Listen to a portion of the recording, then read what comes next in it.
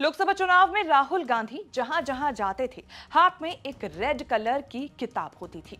चुनाव में किताब ने कमाल किया। राहुल के हाथ में संविधान का कोट पॉकेट बुक एडिशन, मतलब संविधान की छोटी किताब होती थी। कांग्रेस अध्यक्ष मल्लिकार्जुन खड़गे, जयराम रमेश भी रैलियों, प्रेस कॉन्फ्रेंस में इसी किताब को दिखाकर बीजेपी को घेरते रहे।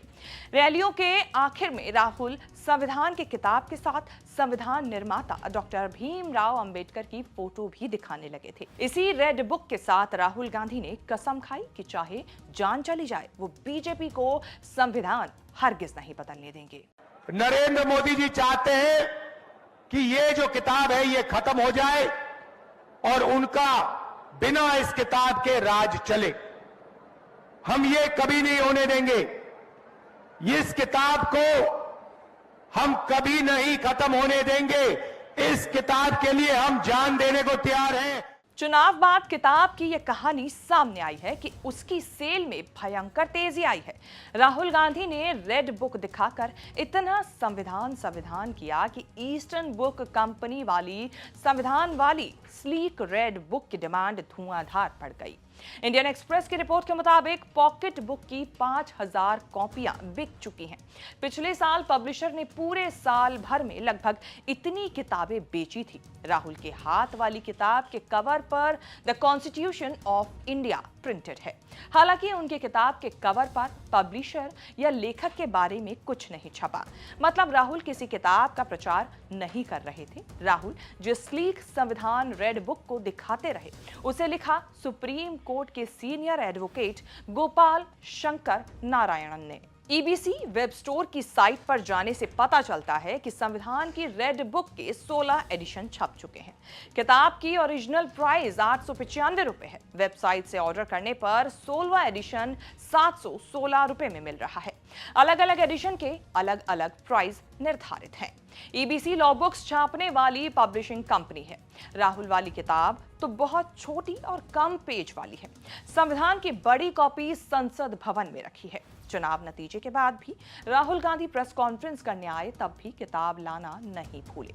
उन्होंने इंडिया गठबंधन के शानदार प्रदर्शन के जो क्रेडिट था, वो संविधान की इसी किताब को दिया। क्रेडिट देने के लिए ही उन्होंने प्रेस कॉन्फ्रेंस में रेड बुक डिस्प्ले कर दिया था। I am extremely proud of the people of India.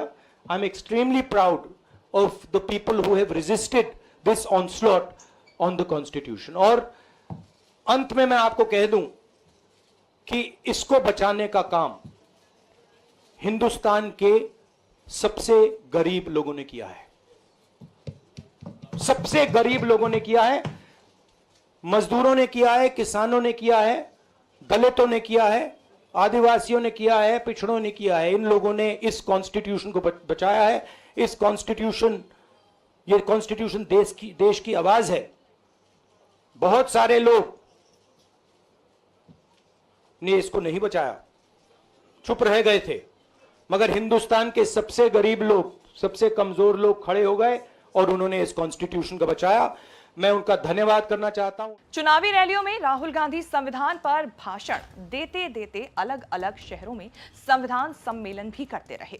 Rahul ने चुनाव का पूरा नैरेटिव संविधान के इर्द गिर्द बुन दिया, जिसने बीजेपी को ठीक ठाक डैमेज किया। राहुल इफेक्ट ये है कि बीजेपी को इतने नंबर नहीं मिले कि वो संसद में अपनी मर्जी से संविधान को बदल सके। राहुल गांधी का माहौल खराब करने के लिए बीजेपी वालों ने यहां तक कैंपेन चलाया कि राहुल चाइनीज किताब लेकर चल रहे हैं। सच्चाई ये थी कि राहुल के हाथ में संविधान की किताब होती थी, जो छापी है लखनऊ के पब्लिशर ईस्टर्न बुक कंपनी ने। लोकसभा चुनाव के बाद भले राहुल गांधी और इंडिया गठबंधन विपक्ष में बैठा हो, लेकिन चुनाव कैंपेन ने बीजेपी को बैकफुट पर ला दिया। चुनाव कैंपेन था कि मोदी 400 सीटें इसीलिए मांग रहे हैं ताकि संविधान बदल सके। कई बीजेपी नेताओं ने ऐसी मंशा भी बताई। चुनाव बाद माना जा रहा है कि दलित पिछड़ों में राहुल का कैंपेन बहुत अंदर तक गया, जिससे बीजेपी को नुकसान हुआ। संविधान बदले जाने का डर दिखाकर राहुल गांधी ने बीजेपी को बहुमत से रोका, लेकिन एनडीए को बहुमत मिल गया। एनडीए ने मोदी को पीएम चुना। मोदी एनडीए की बैठक के लिए पुरानी संसद के सेंट्रल हॉल पहुंचे तो उन्होंने संविधान की किताब हाथ में उठाकर सिर झुकाकर उसको प्रणाम किया। पिछली बार 2019 के चुनाव के बाद उन्होंने किताब को झुककर नमन किया था। इसे भी राहुल का इफेक्ट माना गया।